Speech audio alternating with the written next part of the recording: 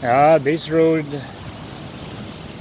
is normally without rocks. It's been in high water and relatively big waves, so they've been carrying these rocks up on this ramp, and it's not much left on the ramp. It's all carried up, so this will be clear later. This is Sanur Beach.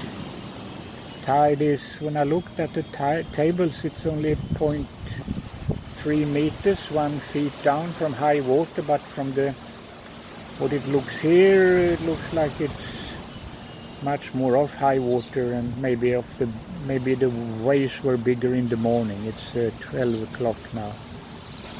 Here is the lifeguard station, and here is the siren for tsunami warning. I've never been warned, but I felt earthquakes here and wonder if I was going to have a tsunami. I'm living just on the shore.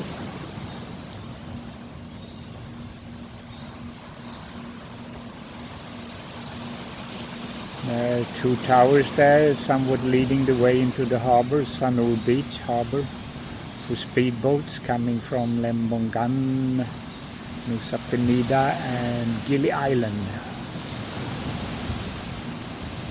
And coming into the middle there, I can see it, it's the Gunung Agung volcano, which is slightly active.